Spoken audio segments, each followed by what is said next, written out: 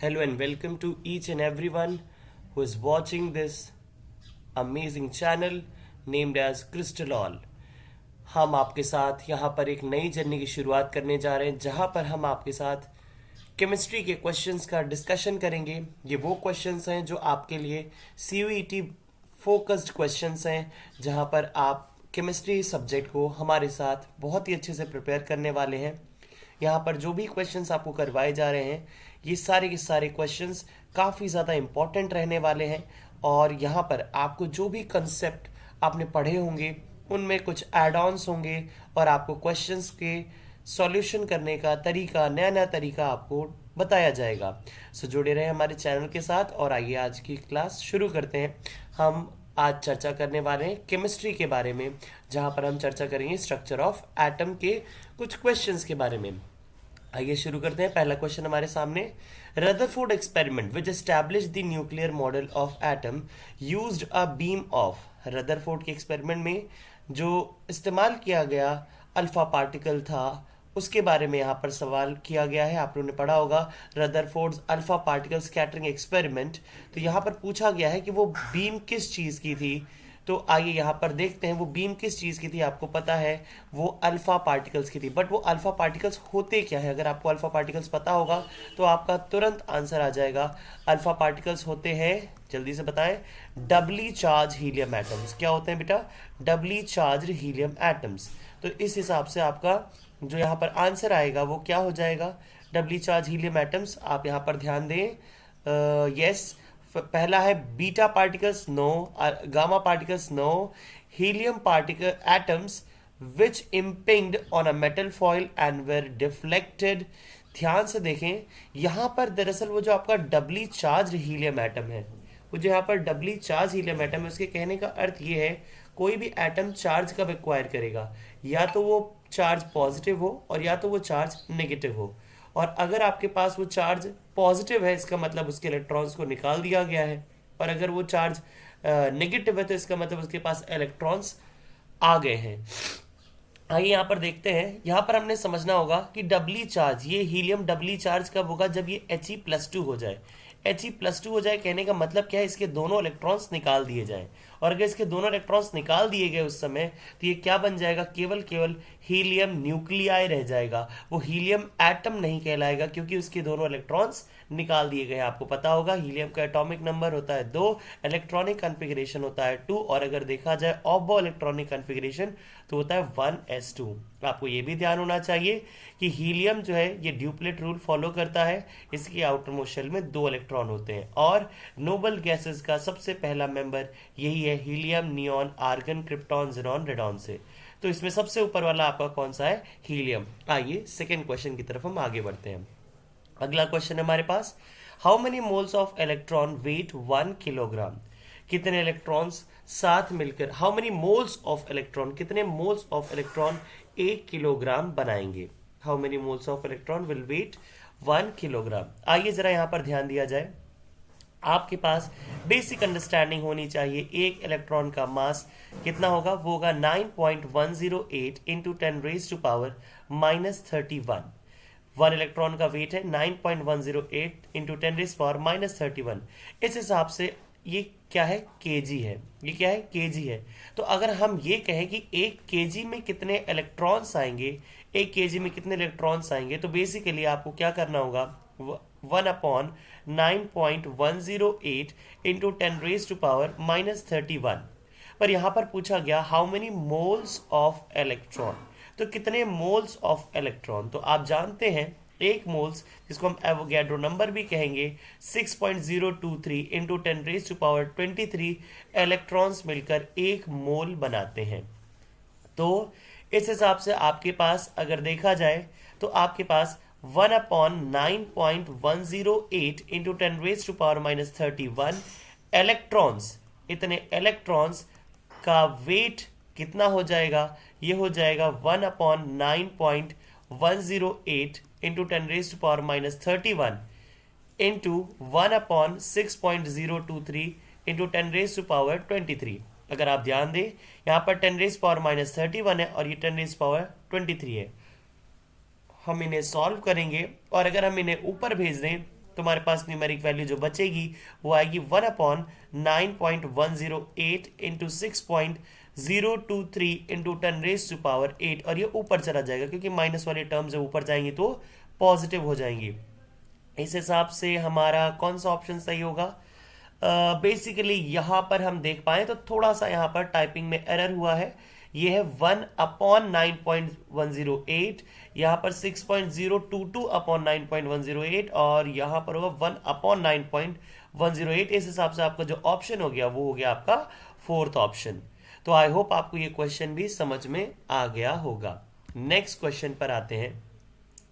The wavelength associated with a golf ball weighing 200 gram and moving with at a speed of 5 meter per hour is of the order। आइए इस चीज को जरा समझते हैं हम फटाफट। अब अगर ध्यान दें तो wavelength of associated with a golf ball, तो यहां पर आप कॉन्सेप्ट को लगाएं। यहां पर आपके पास कौन सा कॉन्सेप्ट लगने वाला है? आपने पढ़ा होगा D Broglie's equation. D Broglie's equation क्या होता है? जी हाँ, डी ब्रोगलीज इक्वेशन आइए आपने पढ़ा होगा lambda is equal to h upon m v, या आपने इस तरीके से भी आपने पढ़ा होगा lambda is inversely proportional to 1 upon p. Yes, तो यहां पर आप ध्यान दें, आपको जरा यहां पर क्या निकालना था? आपको यहां पर निकालना था wavelength, wavelength associated with a golf ball. तो लैम्डा इज इक्वल टू, अच्छा यहां पर h मतलब क्या होता है? Planck's constant. इसकी वैल्यू क्या होगी? 6.626 इंटू 10⁻⁻34 अपॉन मास। मास यहां पर कितना दे दिया? 200 ग्राम। दैट मीन्स अगर आपको उसको किलोग्राम में पुट करना होगा तो आप उसे पुट करेंगे 0.2 इंटू वेलोसिटी आपको यहां पर दे दी गई है 5 मीटर पर आवर। ध्यान से सुने, ये पर आवर में है, तो इसे हम जब मिनट से सेकंड में कन्वर्ट करेंगे तो आपके पास डिवाइड बाय 3600 यहां पर आपको लगाना होगा। जब आप इस वैल्यू को सॉल्व करेंगे आपके पास आंसर आएगा lambda is equal to 2.4 into 10⁻⁻30 meter. इस हिसाब से आपका जो सही आंसर हो गया वो यहां पर हो गया सी ऑप्शन 10⁻⁻30 मीटर, क्योंकि यहां पर पूछा गया था कि ऑर्डर क्या होगा। आई होप आपको ये क्वेश्चन समझ में आ गया होगा। Next question, number of nodal planes in px। आपको ध्यान होगा हम लोगों ने 4 प्रकार के ऑर्बिटल्स हमने पढ़े थे, s orbital, p orbital, d orbital और f ऑर्बिटल, जिसका शेप अनडिफाइंड होता है ना? शेप f का अनडिफाइंड होगा। तो आइए जरा ध्यान दिया जाए। s में आपने ध्यान दिया होगा स्फेरिकल होता है, स्फेरिकल। उसके बाद p में होता है डम्बल और d में होता है डबल डम्बल। तो डबल डम्बल, तो यहां पर अगर हम बात कर लें p के लिए, तो यहां पर आपके पास जो ऑर्बिटल है, यहां पर डबल जो आपका डम्बल ऑर्बिटल है, आपको पूछा जाए जब नोडल प्लेन क्या है? नोडल प्लेन वह इलाका है जहां पर इलेक्ट्रॉन के पाए जाने की प्रोबेबिलिटी 0 हो। तो अगर देखा जाए कोई भी हो आपके पास तीन ओरिएंटेशन में ही आपको एक मिनट, हाँ जी, यहां पर 3 ओरिएंटेशन में, एक हो गया आपको px और दूसरा आपके पास py और तीसरा जिसे हम डायगनली दिखा रहे हैं बट एक्चुअली वो इनसाइड आउट है, मतलब पेज से बाहर निकला हुआ और पेज के पीछे की तरफ है, जिसे हम यहाँ पर थोड़ा सा तिरछा बनाकर आपको रिप्रेजेंट करना चाहेंगे pz। ये देखिए, तो हम यहाँ पर कहें पहला आपका ऑर्बिटल px, दूसरा आपका ऑर्बिटल py और तीसरा आपका ऑर्बिटल pz। ये यहाँ पर इस तरीके से है। और यहाँ पर अगर देखा जाए नोडल प्लेन कहाँ होगा, तो px का जो नोडल प्लेन होगा वो कहाँ पर होगा? कुछ इस तरीके से होगा, जहां पर आप इसके वर्टिकली बीचों बीच में आप पेज को वर्टिकली स्टैंड कर सकें। इस हिसाब से आपका जो नंबर ऑफ नोडल प्लेन होगा px ऑर्बिटल के लिए, वो आपका आंसर होगा यहाँ पर 1। ठीक है, आई होप आपको यहाँ पर समझ में आ गया होगा।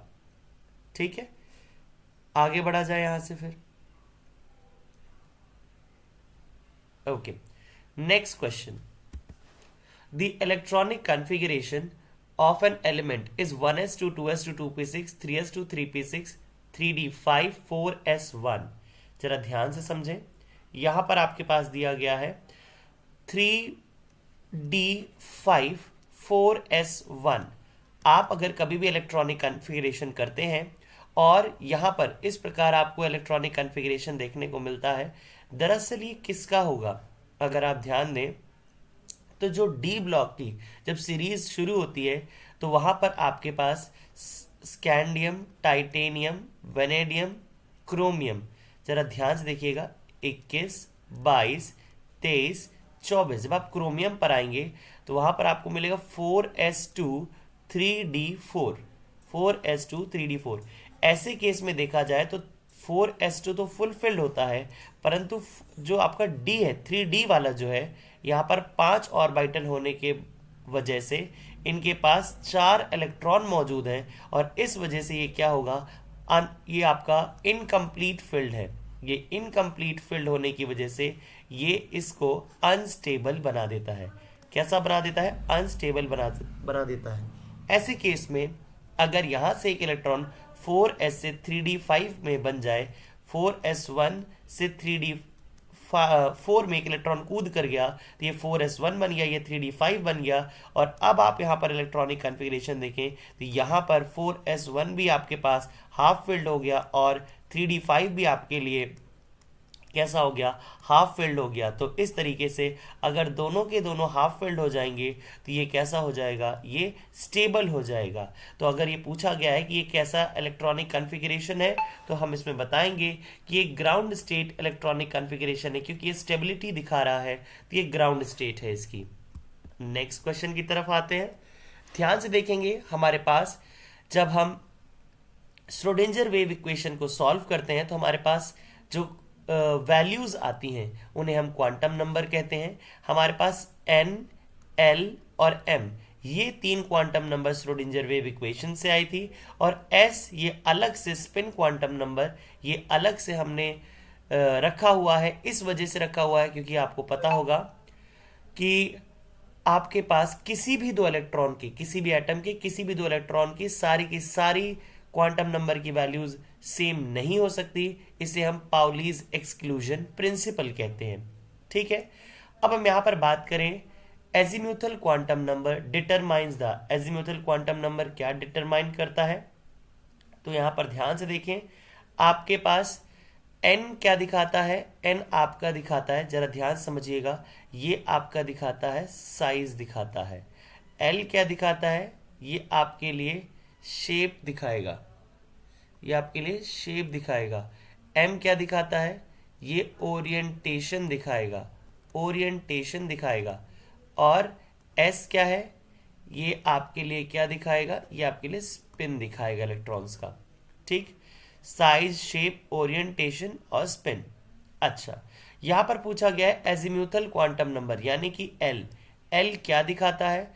साइज नहीं, ये तो शेप दिखा रहा है, शेप यहां पर कहीं लिखा ही नहीं हुआ है। फिर क्या करें? आप ध्यान दें, साइज कौन दिखा रहा है? आप एलिमिनेट करके देख लीजिए, ये n साइज, n मतलब n जो है क्वांटम नंबर वो साइज को दिखाएगा, स्पिन s के थ्रू पता चलेगा, ओरिएंटेशन m के थ्रू पता चलेगा। तो ऑब्वियसली जो आखिरी बचा हुआ होगा वो एंगुलर मोमेंटम यानी कि शेप जो है वो किसके थ्रू पता चल रहा होगा? l एजीम्यूथल क्वांटम नंबर के द्वारा पता चल रहा होगा। आइए यहां से हम आगे बढ़ते हैं। Electronic configuration of copper Cu+2 is, आइए यहां पर ध्यान दिया जाए। हमारे पास कॉपर जिसका atomic number, copper, zinc, cadmium और mercury, copper, silver, gold, copper, silver, gold, ये जरा ध्यान दें, जिंक, कैडमियम और मरकरी जो है,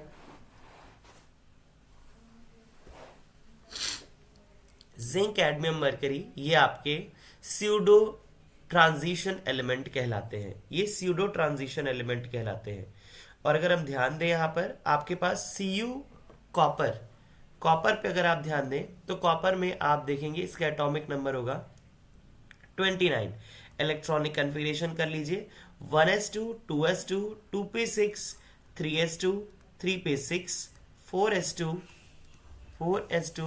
3d9 4s2 3d9।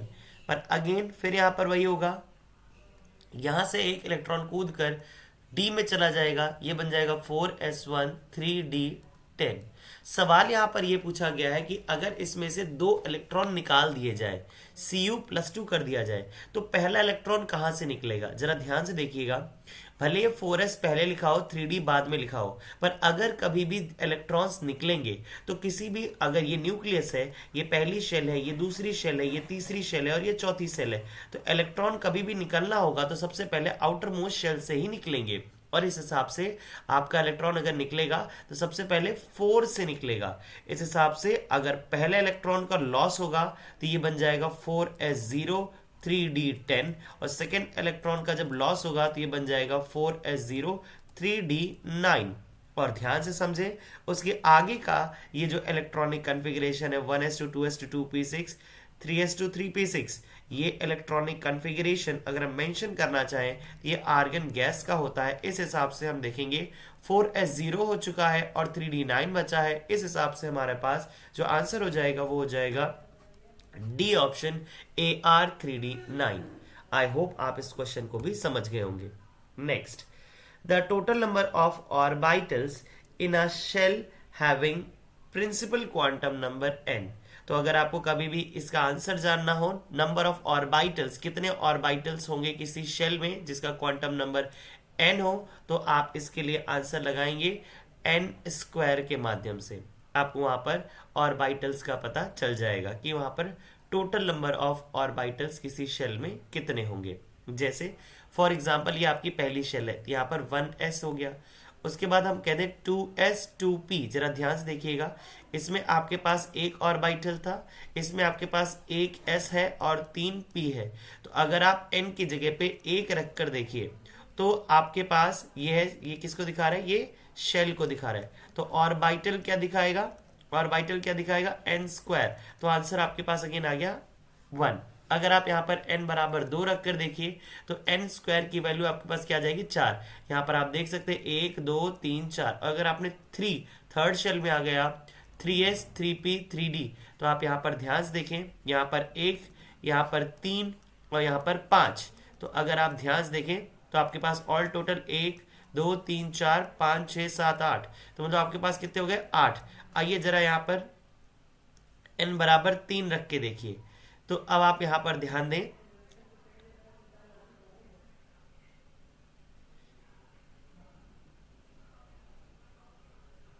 पांच 3 8 और एक 9, ओके 9 9 9।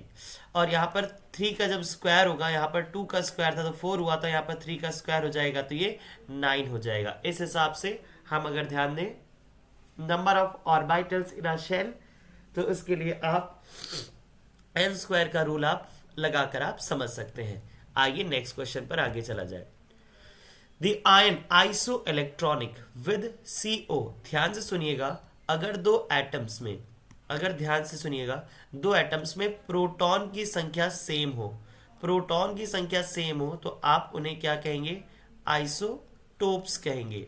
अगर उसमें न्यूट्रॉन्स की संख्या सेम हो तो आप उन्हें क्या कहेंगे? आइसोटोन्स कहेंगे। और अगर आपके पास मास नंबर सेम हो, मास नंबर सेम हो, तो आप उन्हें कहेंगे आइसोबार्स कहेंगे। और अगर दोनों में इलेक्ट्रॉन्स की संख्या सेम हो तो आप उसे क्या कहेंगे? आइसो इलेक्ट्रॉनिक कहेंगे। क्या कहेंगे? आइसो इलेक्ट्रॉनिक कहेंगे। यहां पर पूछा गया है कि CO के आइसो इलेक्ट्रॉनिक यहां पर कौन है?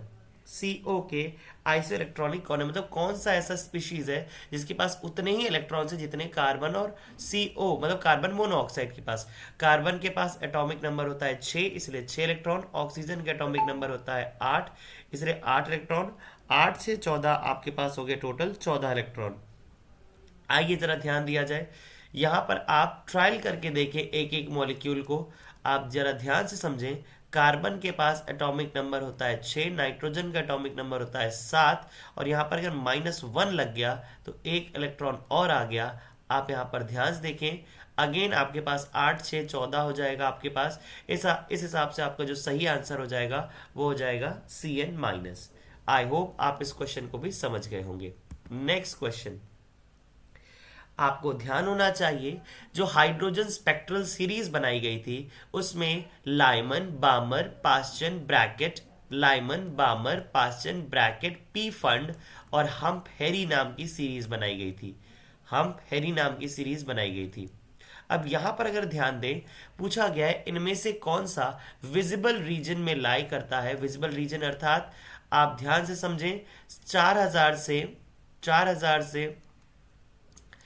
7,500 के आसपास तक, 7,500 एंगस्ट्रॉम के आसपास तक ये इनके बीच में जो भी वेवलेंथ आती है हम उन्हें अपनी आंखों से देख पाते हैं और उसे विजिबल रेंज कहा जाता है। और कौन सी ऐसी सीरीज है जो विजिबल रेंज में लाई करती है, बहुत ही ज्यादा इंपॉर्टेंट क्वेश्चन है, कई बार कई एग्जाम्स में पूछा गया है। तो वो आपके लिए जो सही आंसर होगा वो होगी बामर सीरीज। कौन सी होगी? बामर सीरीज। आइए हम यहां से आगे बढ़ते हैं। अगर nitrogen atom had electronic configuration 1s2, it would have energy lower than that of normal ground state electronic configuration because the electron would be closer to the nucleus. Yet 1s square is not observed because it isolates. जरा ध्यान से समझें, अगर आपने nitrogen के लिए 1s square rule को लगा दिया तो क्या होगा? आपके पास कौन सा रूल वायलेट हो जाएगा? वो है आपका पाउलीज एक्सक्लूजन प्रिंसिपल। क्या? Pauli's exclusion principle. क्योंकि ऐसा होने से पाउली एक्सक्लूजन प्रिंसिपल क्या कहता है? No two electrons in an atom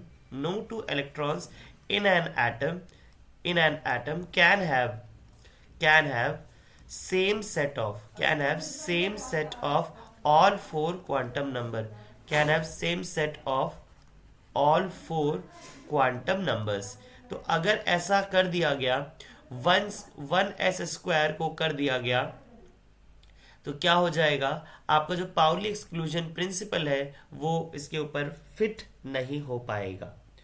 आइए हम यहां से आगे बढ़ते हैं नेक्स्ट क्वेश्चन की तरफ। The quantum number +12 and -12 for the electron spin represents. ये क्या रिप्रेजेंट करता है? ये रिप्रेजेंट करता है two quantum mechanical spin state that has no classified analog directions. जरा ध्यान से सुनिएगा, आपके पास जब एक ऑर्बिटल के अंदर आप दो इलेक्ट्रॉन्स को ड्रॉ करते हैं तो ये बिल्कुल नहीं कहा जा सकता कि ये वाला क्लॉकवाइज है या अगला वाला एंटी क्लॉकवाइज है। इस प्रकार से हम कोई भी क्लासिफिकेशन नहीं कर सकते हैं, ठीक है? तो इसमें कोई क्लासिफिकेशन नहीं है। आप इस चीज को इस तरीके से भी आप बना सकते हैं, वो आपकी पूरी मर्जी है। और किसी को भी क्लॉकवाइज किसी को भी एंटी क्लॉकवाइज कहा जा सकता है। तो it has no classified analog direction, इसके पास कोई भी क्लासिफाइड एनालॉग डायरेक्शन नहीं है। आई होप आप मेरी बात को समझ पाए हो। Next question, the energy of electron in the Bohr's first orbit of hydrogen atom is, that is -13.6 electron volt. The possible value of the excited electron for the excited state for the electron in Bohr orbit hydrogen is, आपको ध्यान होना चाहिए, Z is equal to -13.6 into Z square upon N square। ये आपके पास concept लगा था जहां पर Z आपके पास क्या था? एटॉमिक नंबर था और N आपके लिए क्या था? नंबर ऑफ शेल था। अगर आप यहां पर फर्स्ट आप आंसर रख कर देखें, आप Z की वैल्यू आप 1 रख दीजिए, N की वैल्यू आप 1 रख दीजिए, तो Z की वैल्यू आपको आपकी दिस इज एनर्जी, तो आपको एनर्जी की वैल्यू आपको यहां पर क्या मिल जाएगी? -13.6 इलेक्ट्रॉन वोल्ट आपको ये मिल जाएगी। बट अगर यहां पर कहा गया है कि और कोई पॉसिबल एक्साइटेड वैल्यू, तो आप यहां पर n की वैल्यू आप 2 पुट करके आप यहां पर देखिए, अगर आप z की वैल्यू 1 पुट कर दीजिए और n बराबर आप 2 पुट कर देंगे तो E is equal to -13.6 into z square मतलब 1 का स्क्वायर अपॉन n का स्क्वायर मतलब 2 टू द 4 जैसे आप यहां पर पुट करेंगे आपको आंसर आपका मिल जाएगा। And that will be your 4 3 12। आपको यहां पर आंसर मिलेगा ए ऑप्शन। आप यहां से तुरंत आसानी से पहचान सकते हैं। आइए हम आगे बढ़ते हैं यहां से अगले क्वेश्चन की तरफ। The last entering electron in an element has quantum number n is equal to 3, l is equal to 2, m is equal to +2 and s is equal to +½ the atomic number of electron will be. आइए ध्यान से समझा जाए।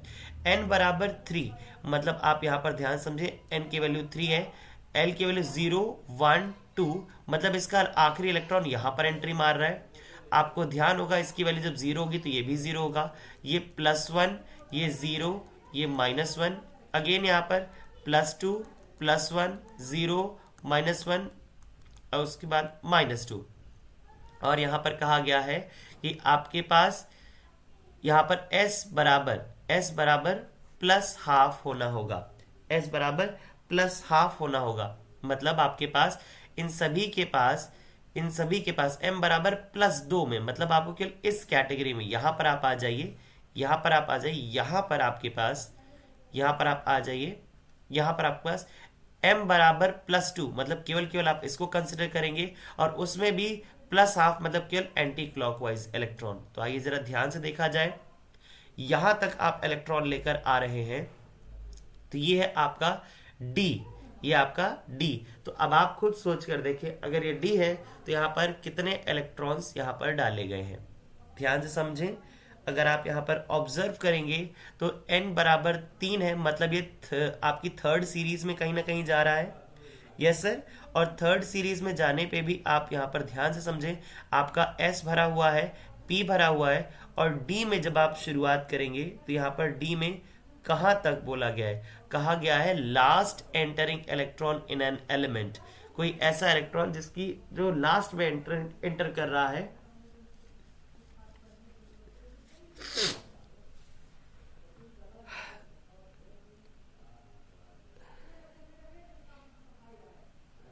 तो last entering electron जो है आपके पास वो कहां पर जाएगा, तो अगर देखा जाए लास्ट एंटरिंग इलेक्ट्रॉन यहां जा रहा है। इस हिसाब से अगर नंबर ऑफ इलेक्ट्रॉन्स की काउंटिंग अगर आप करेंगे तो आपको नंबर ऑफ इलेक्ट्रॉन्स की काउंटिंग करने पर आपको जो आंसर मिलेगा that will be your 29, that is 3d9 आपके पास वो बन जाएगा, 3d9 आपके पास वो बन जाएगा। ठीक है, सो इस हिसाब से अगर आप इस चीज को समझें, दरअसल ये सीक्वेंस, अच्छा दरअसल ये सीक्वेंस यहाँ पर उल्टा बन गया, इसलिए यहाँ पर ऐसा हुआ। लेट मी शो, यहाँ पर -1 पहले बना लीजिए, -2, -1, देन 0, देन +1, देन +2। अब यहाँ पर कहा गया है कि आपके पास +2 तक इलेक्ट्रॉन भरे गए हैं। कहाँ तक भरे गए? +2 तक। तो +2 तक आपके पास इलेक्ट्रॉन भरे गए, इस हिसाब से मतलब यहाँ तक आपके पास इलेक्ट्रॉन आया है, इसलिए आपका 3d9 आपका आ रहा है। ठीक है ना, और इन सभी में इलेक्ट्रॉन फिलअप्ड ऑलरेडी हैं। ठीक है, लास्ट इलेक्ट्रॉन बस इसमें नहीं भरा गया है, और इस हिसाब से 3d9 हो गया आपके लिए। तो जब 3d9 हो गया तो ऑब्वियसली आपके पास एटॉमिक नंबर हो गया वो 29। तो आपके पास 4s2 3d9 and that will be your 29. I hope I'm clear at this point. चलिए आइए हम आगे बढ़ते हैं। यहाँ से अगला क्वेश्चन हम लोग करते हैं, question number 15। What is the wavelength of light? Given energy is 2.91 into 10 की पावर -19, h की वैल्यू अगेन 6.6 और c की वैल्यू भी आपको दे दी गई है। तो थोड़ा सा आप समझें, lambda is equal to h mu, और म्यू क्या होता है? म्यू बराबर क्या होता है? c by lambda, c by lambda. तो आपके पास E बराबर होता है एच म्यू, एनर्जी का मतलब होता है E बराबर एच म्यू, और अगेन आप यहां पर ध्यान से देखें, E बराबर होगा एच म्यू, तो म्यू की जगह पे आप लगा दे c बाई लैम्डा। तो गिवन एनर्जी आपके पास हो गई 2.91 into 10⁻⁻19 is equal to h की वैल्यू 6.36 इंटू 10⁻34 और इंटू c की वैल्यू 3.0 इंटू 10⁸ और डिवाइडेड बाय लैम्डा। आपको लैम्डा निकालना था। इस हिसाब से जब आप लैम्डा की वैल्यू आप सॉल्व करेंगे तो you will get the answer that is 656 nanometers. You will get the answer 656 nanometers. आइए आगे बढ़ते हैं।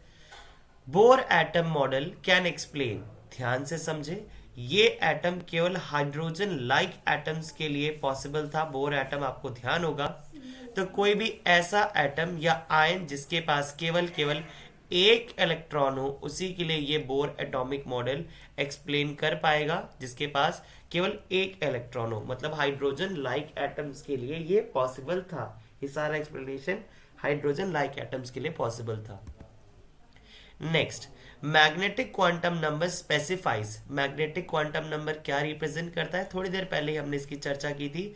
मैग्नेटिक क्वांटम नंबर रिप्रेजेंट करता है ओरिएंटेशन के बारे में।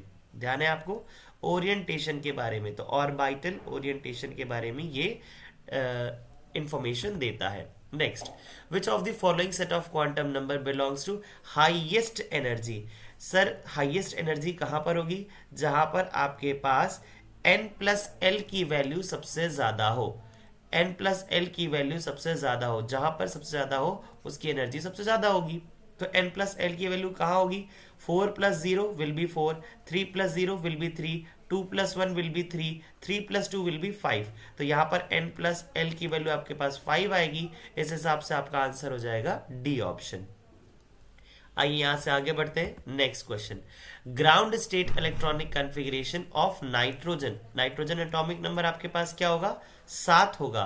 तो आप 7 के लिए इलेक्ट्रॉनिक कॉन्फ़िगरेशन देखिए, 1s2, 2s2 और 2p3। ध्यान से देखिएगा जरा, यहाँ पर 1s2, 2s2, 2p3, मतलब यहाँ पर 1s2 में 2 इलेक्ट्रॉन, 2s2 में भी 2 इलेक्ट्रॉन, और 2p3 में आप ध्यान से समझे, यहाँ पर हमने देखिए ये 3 अनपेयर्ड इलेक्ट्रॉन्स डाल दिए। इस हिसाब से हमारा जो सही आंसर हो गया वो कौन सा हो गया? ए ऑप्शन हो गया हमारे पास। आइए नेक्स्ट क्वेश्चन पर हम चलते हैं। Orbital diagram in which Aufbau principle is violated. Aufbau principle इनमें से किस वाले में वायलेट किया गया है? आइए जरा ध्यान से समझिएगा, क्या कहा गया था? जब तक आपके लोअर एनर्जी ऑर्बिटल्स फिलअप ना हो जाए, फुलफिल्ड ना हो जाए, हायर वाले में आपको इलेक्ट्रॉन को एंट्री नहीं देना है। वो खास कंडीशंस अलग होती थी कि आपको स्टेबिलिटी मेंटेन करवाने के लिए आपने ऐसा कर दिया। अदरवाइज यहां पर आप देख सकते हैं 2s के पास इलेक्ट्रॉन्स पूरे हैं नहीं और उठाकर उसे 2p को दे दिया गया। इस हिसाब से ऑफ-बो रूल यहां पर वॉयलेट किया गया है। ऑफ-बो जिसका जो एक जर्मन वर्ड है जिसका मतलब होता है टू कंस्ट्रक्ट और बिल्डअप। टू कंस्ट्रक्ट और बिल्डअप। तो आशा करता हूं आपको ये सारी बातें हमारी समझ में आ गई होंगी। आज की क्लास से आपने बहुत कुछ सीखा होगा, आपने कई सारे एमसीक्यूज किए और आई होप आपको हमारी क्लासेस से काफ़ी बेनिफिट मिला होगा। आप हमारे कोर्सेज के लिए हमारे इस फॉलोइंग नंबर पर आप कांटेक्ट कर सकते हैं। अपनी क्वेरीज डिटेल्स ज़रूर हमें शेयर करें, हमारे टेलीग्राम चैनल को ज्वाइन करें और वहाँ पर रेगुलर हमारे द्वारा जो क्विज करवाए जा रहे हैं आप उन्हें अटेम्प्ट करते रहें। ये आपके लिए बेनिफिशियल होंगे। Once again thank you to all my dear students. Good luck for your exams.